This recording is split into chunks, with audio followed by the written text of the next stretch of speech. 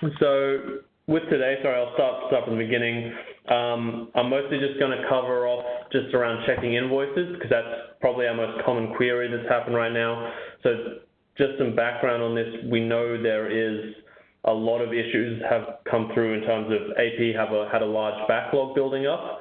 And a lot of people had done all the right things. You know, you'd processed your invoice, it'd come through, you'd done the receipting, you'd passed it on, and then we're still getting calls a couple of days later from the vendors saying that it hadn't been paid. So what accounts payable have done, they've actually basically picked up all our kind of aged invoices and then basically passed them through and pushed them through for payment. So that should have been happening in a number of across two to three payment runs. So there was a small one done on Monday afternoon. There's another one being done today and another one tomorrow, which should hopefully clear out that backlog of invoices. So for all the ones that you had processed, you've done all the right things, and they still haven't been paid, they should all be picked up and paid by the end of this week is the plan. And they should basically get that backlog down to zero, and then it should start flowing through normally. So, you know, you do your receipt and a couple of days later, it'll be paid. So hopefully there will also be some communications around that coming out from the finance team as it's their thing, but we'll try and keep you posted as well. So what I was covering before was I was just going through how to check your invoices and check which invoice has been paid. So there's two main ways we can do it in the system. So one, we can go through the vendor record. So I go through the left-hand menu, I go to accounts payable, and then I go to all vendors. So once I'm in all vendors, I can just filter by the vendor that I'm interested in. So I'm going to look at National Nursing Agency, since that came up this morning.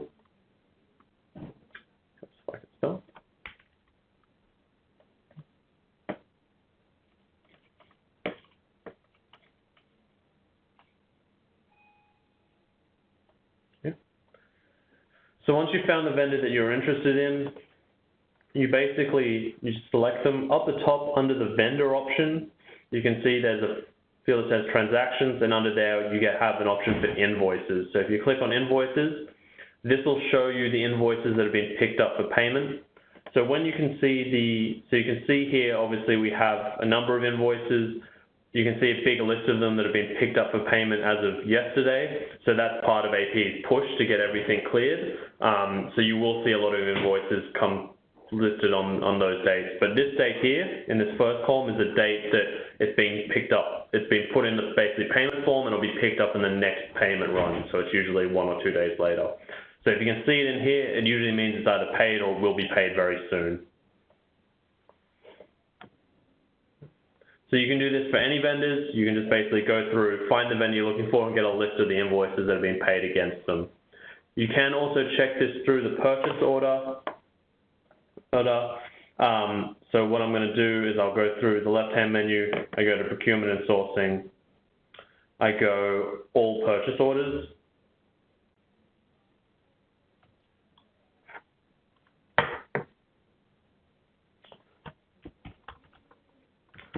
So I'm just going to find a purchase order I know has an invoice against it. In this case, so I'm just filtering by vendor name.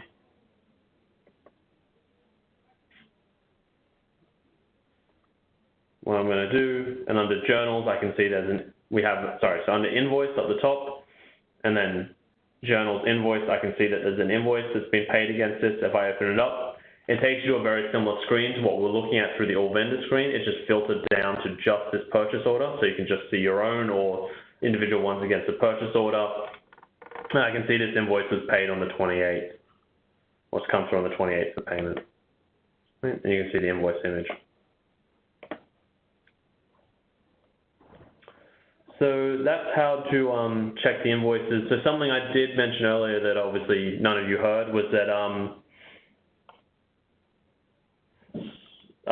was around navigation, so around creating tiles or moving columns.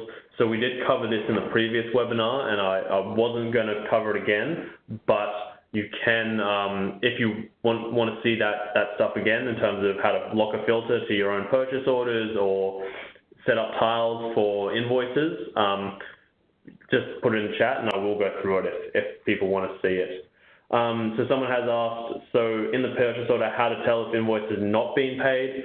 So usually to tell if the invoice is not being paid, so if it's somewhere in between the processes, you can tell, so if you check against your receipts, so under receive, journals, product receipt, so we can see this was receipted on the 28th, right, which was actually coincidentally they got picked up and paid, but all the invoices that you do a receipt for will show up here if you do it through here, or if you do it through the scan and capture queue. The receipts all show up here under the purchase order received, right? And that will cover off, and that will show you the ones you have done previously. Once you can see those ones, you can then check against the invoice tab. Same here, so we can check against invoice, and you can see so basically if you've done the receipting, but they haven't turned up in invoice, it means they're still flowing through from an AP perspective. Once it's, so as I said, there's a bit of a backlog right now, which is the reason a lot of you are seeing a delay in, doing your receipting to it flowing through to invoice, but that should improve a lot over the next couple of days.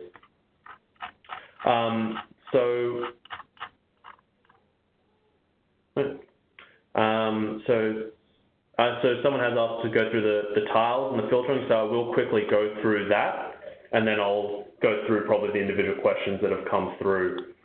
So what I'm going to do, so to set tiles within the system, so in this case, I'm actually just going to set it for the vendor. But what you do is so I'm in all purchase orders, so if I want a tile that just looks at a certain person's purchase orders, they could be mine, they could be someone else's in my team. What you do is you want to go to Options, Advanced Filter Sort, open that up. Now, you'll basically open up on a table here. You can see there's a number of things that you can sort by or filter by, where you want the order option down the bottom. What you want to do is you want to select a name here, so I already have someone in here, but you use the drop down to open it up, and you pick someone's name.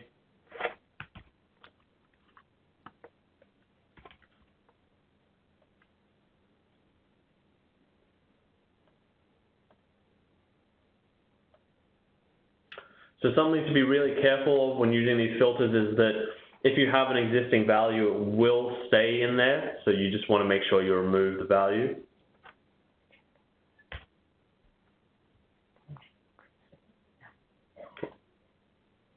Right. Once you have your name in the criteria field, you just click OK.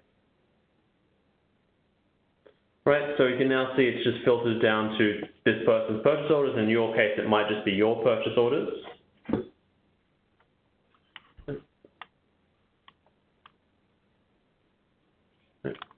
Now, to lock this filter in, you basically want to add this to your Prepare a dashboard. So to do that, you go Add to Workspace up here under Personalize.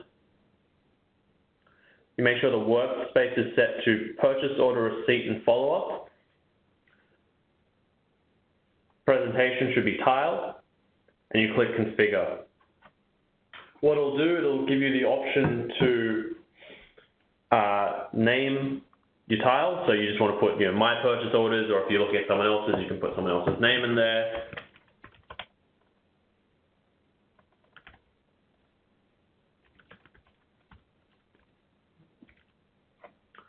Once you set the name, you just click OK.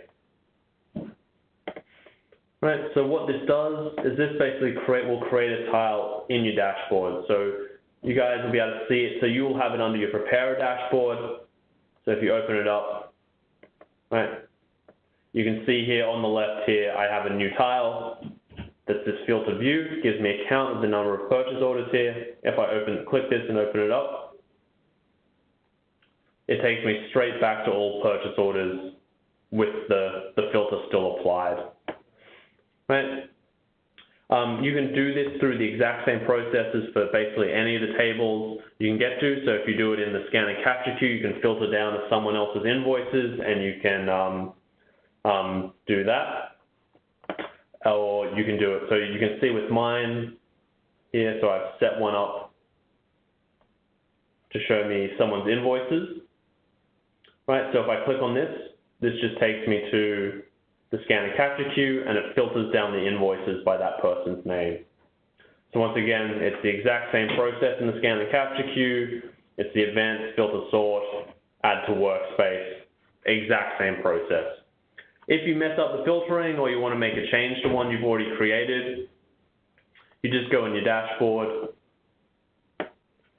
you select the one you're interested, you just right click on it, you click personalize, and there's an option to remove it here.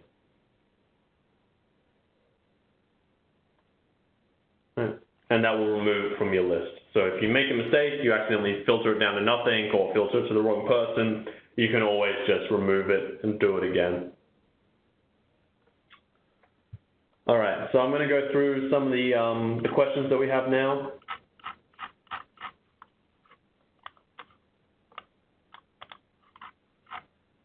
All right, so the first question we've got is, can you please advise what to do with an invoice that has cents on as the purchase requisition appears to round to the nearest dollar?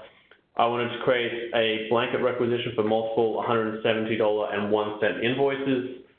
The only way I could figure is to create a PR with an extra $1 to draw down 1 cent for each invoice. How do I delete the remaining PR with the unneeded cents? So the system will round up your dollar values on the PR, but you can receipt on the purchase order to individual cents. So let's say you were raising this for you had 10 invoices, so you're raising it for $1,700. What you would do is you would just do it. The system would round up your cents for you, so you just round it to the nearest dollar. But when you do the receipting, it will allow you to receipt $170.01. So once again, you'd be putting that extra dollar in to round up for it. It's just at this point, there is a tolerance in AP that would allow these invoices to pass through. It's just that the issue is that the tolerance requires AP intervention to basically accept that this is within tolerance, which would delay the payment of your invoices just because the AP's workload right now is quite high. So you can do it with it just being 1 cent off. It will still pass through. It's just that it's going to take someone in AP to manually look at it and pass it through, which means it's going to take a lot longer to get through. So I would advise raising it just that slightly bit over, round it up, and then when you do the receipt, you can do it for, you can just change it to be 170.01 if you do it as a blanket order. And when you get to that last invoice and there's that remaining 90 cents on the actual purchase order, you can actually scroll to the right of that line and close it for receipt. Yeah. So you can do that. The other option is you can just put a request through to have the purchase order cancelled, and we'll cancel that remaining value for it. So a change is being made there. So currently it's all coming through procurement. What they're going to do is they're going to give that ability to the service desk. So when you put your request in to have it cancelled, they'll be able to do it for you. So it'll be much quicker than what's happening today. All right. So someone has asked around the invoicing. When you look at the purchase order for the invoices, right? So you can see here, if Journal's invoice is grayed out, it hasn't been paid, right? So if you have a receipt under receive, you can see that we've done a product receipt, but there isn't anything in invoice. It means it hasn't flowed through yet.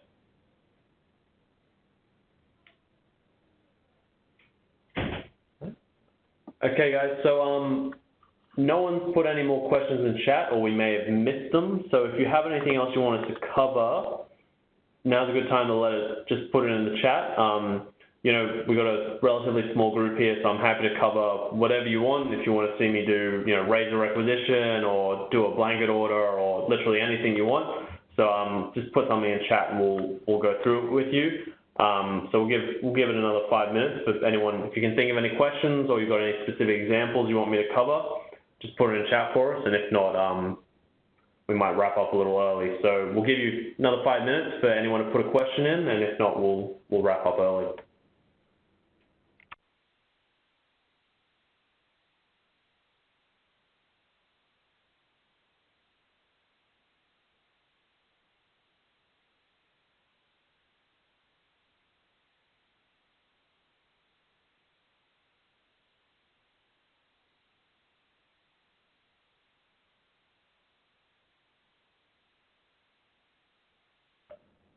So we've had a question,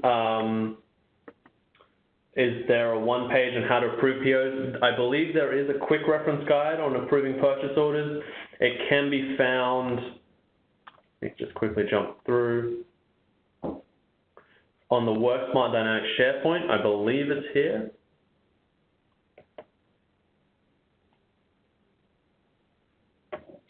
Right.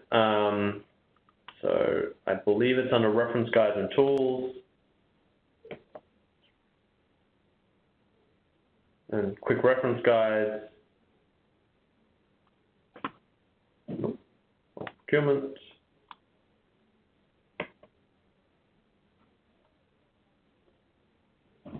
So it's actually under actioning the purchase requisition. Sorry, it's a bit broad. It doesn't say approve here. It's just because there's a couple of options they can use, but this is just the one pager here, right? Well, I think this is actually a couple pages, but it's the quick reference guide. So it's, you know, it's basically pretty simple. They just go in, they go to the work items, they click approve. I'm actually happy to show you here right now. I quickly jump through and show how it works. So all the approvers will have a list here with the items awaiting their action under the work items assigned to me in the home page. They just open them up, pick one up. Right, they can see the requisition that you've raised. They can see what you've put in the notes here. They can see all the details come through. If you put an attachment against it, they can see it up here as well.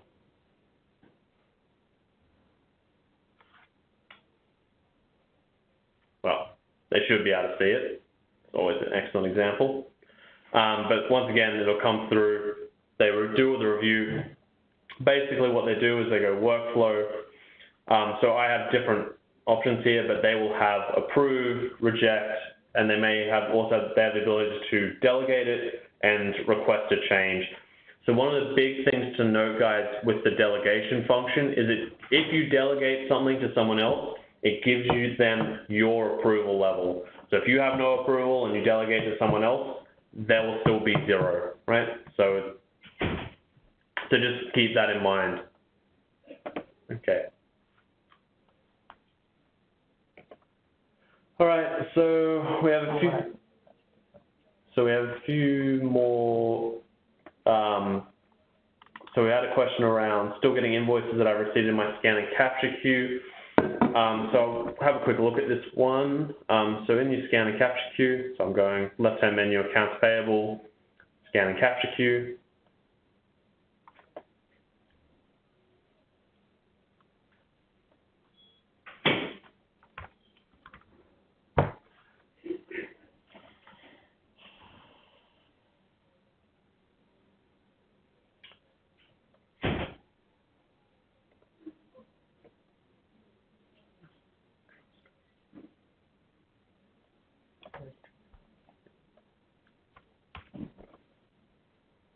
So I'm in the scan and capture queue. I'm just going to grab a specific example.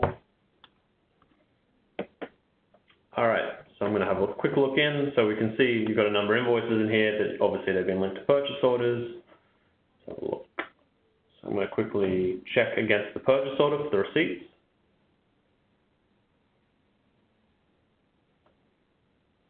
Right, so the reason they're still in your scan and capture queue is that they haven't been receipted up on the purchase order. So you have two options here. You can either, in the scan and capture queue, all you need to do is you click post product receipt. What this will do, I'll just quickly show you.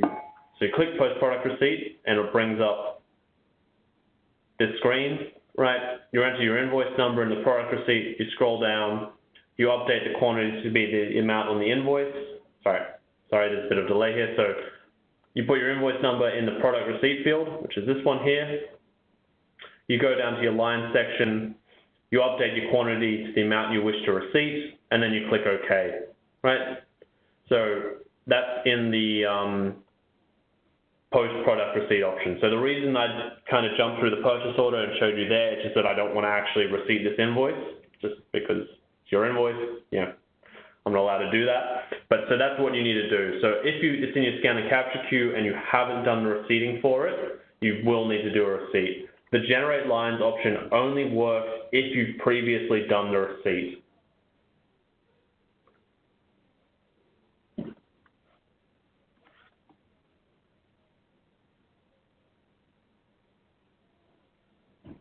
All right, so the next question we've got, sorry, let me just quickly double check one of these invoices in case there's a, so sorry, that was for you, Ruth. If you have a specific example that I've missed where you have done a receipt, just let us know in chat and we'll try and go through it.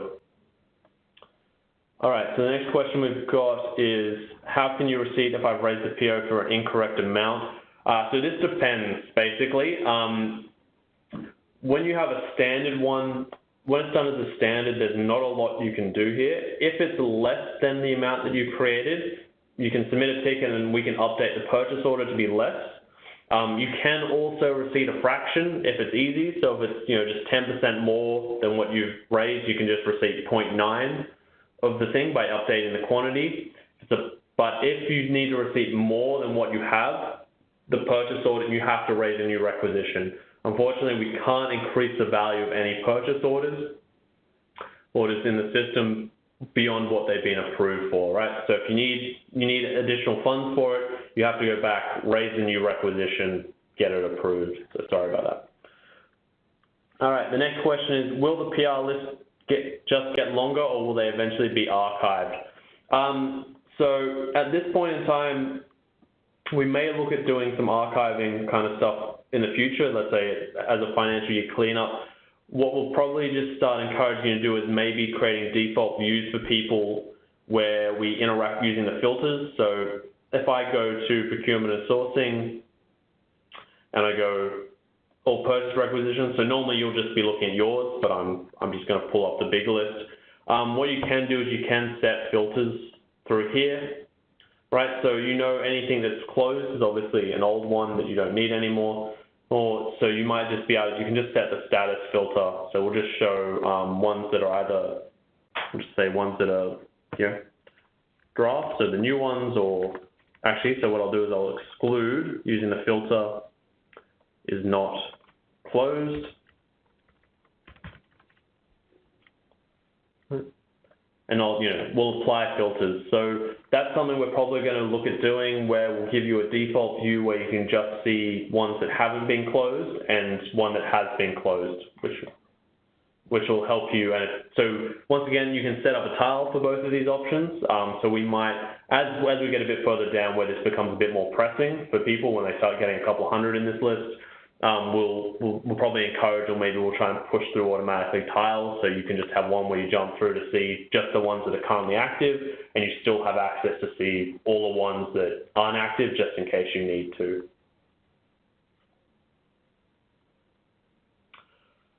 Okay, so I have a question. Why is an invoice that's been processed paid against the PO showing up in scan and capture queue as not processed? That one I'm going to have to double check for you so I can have a look. So we have a specific example here, so I'm going to check in the scan and capture queue. All right, so the invoice number is 12230.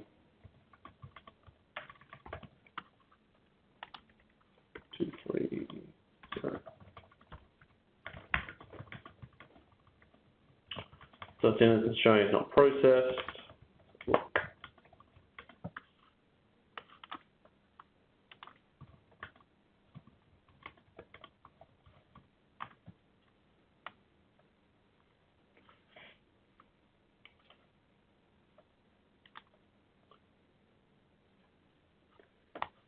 Right, so you are correct. Has come through. It's been picked up and paid. So I will have to investigate this one a bit further. So there is some validation that's supposed to be happening through a Lustre or the scanning product, which should try and stop duplicate invoices coming through. I'd have to just double check with this one as to the specifics, so we'll try and get back to you for this one. So the next question is, in my scan and capture queue, how do I respond to a comment on an invoice?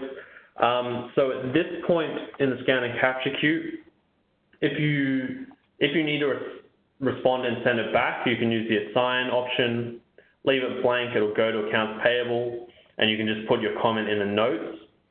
At this point, you can't just put an additional comment there without assigning it to someone. That is something we are looking at fixing and should hopefully be fixed soon. I think that will be coming through in the next couple of days.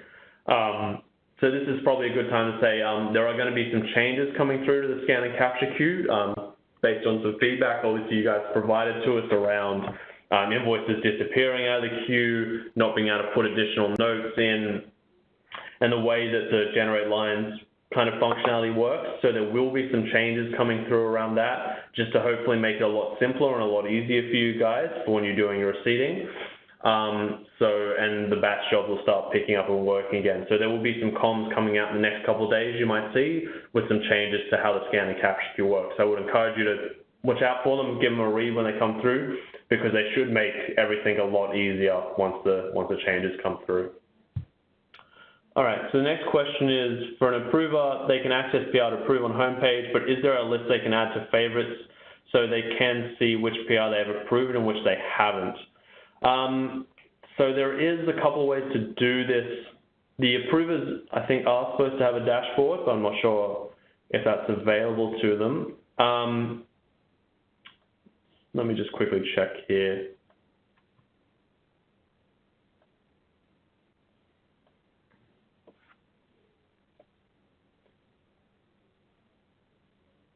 So the managers will have access to the ability to see purchase requisitions that have been raised by their reports.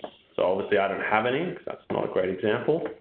So it's a bit hard to show. So there is some functionality around this that the approvers should be able to see, basically a listing of all the requisitions that they've approved or anything that's been raised by someone that reports into them.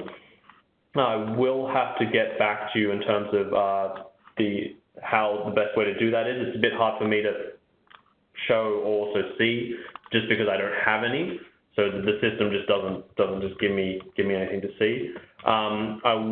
We will maybe try and get that in as part of some comms that have come out of today's session for how the approvers can basically see their previous ones to help them manage that. Right, so next question is how to split invoice to a number of cost centers on one order. Can I use financials to do the split? So when you raise a purchase requisition, if you need to split it across multiple cost centers, the easiest way to do that is through the distribute amounts functionality. So what I've done is in my purchase requisitions, I'm just going to jump into one that I have in draft to save a bit of time rather than me going through the full process. That's not a good example. Jump out.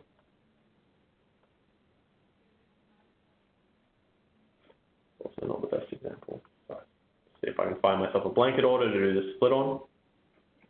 All right, so once you've raised your requisition, right, as you create your line, and then you go into financials, distribute amount. So this happens in the line itself. You don't need to go down to the financial dimensions section at the bottom of the system in line details.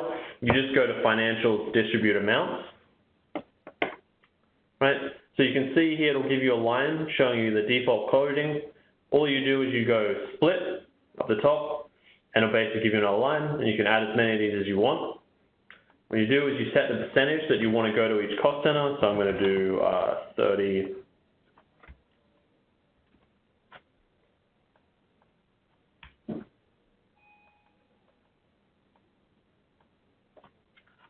$50, we'll do 20, right?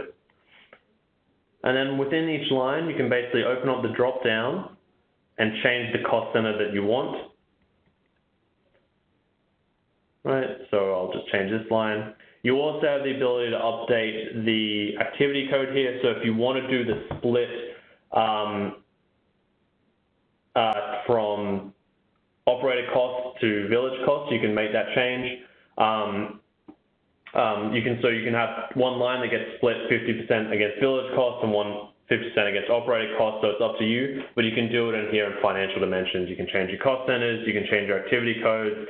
For people that use project codes, you can split it across multiple project codes as well. So this is where you do all that kind of splitting of costs across the coding for a single line.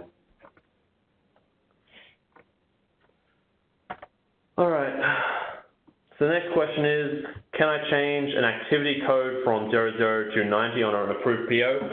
So you don't have the access to do that, but if you put a request in, if you give us the purchase order number that you're interested in, procurement can make that update for you. So we can make that change. The next question is, for a blanket PO, can I receipt using different project codes, or does the blanket have to be exactly the same project code for every receipt? So if you want multiple project codes on the purchase order, you can do the splits like I put in there, but it does get a little difficult if you want to, if it's not a clean split against multiple project codes, you want to use them one at a time. So, this invoice is this project code, this invoice is that one. It needs to be separate lines on the purchase order. So it isn't probably the best solution for this. We weren't really expecting to have multiple, lots of different project codes per purchase order. So as I said, you can do the split in the financial dimensions, or you could have multiple lines. You could break up your cost against 3 lines, 3 different project codes, but you can't swap the project code in and out as you do the receipts.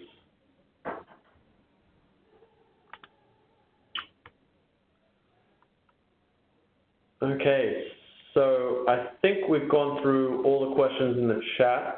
If we missed anything, just let us know, and we'll try and cover it for you. Hopefully that's covered off at least most of the queries. So we will get back to a few people. I know we have a query for an invoice that we need to chase up for Janet, and one about the approval list. So we'll get onto that. So the next question has come through. So yes, so if you want multiple project codes, it might be better to do just a standard order and push through individual lines for it. It's just that we can't change the financial coding once it's locked in. The logic here being that the approver approves the cost against a cost center or a project. So we can't change it post-approval, basically.